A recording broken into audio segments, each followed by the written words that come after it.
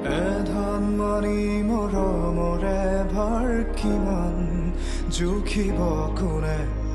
সুপ্ত নয়নৰে গুপুত অভিমান বুজাব কোনে স্মৃতি কোমল বালি চাপৰিত সময় শিশু হৈ খেলে সাধু কথা উহৰি হৈ উমলে এজাক ৰুদ্ৰ বতাহে পাৰ ভাঙে উটুৱাই প্ৰাণ বাৰুদৰ গানে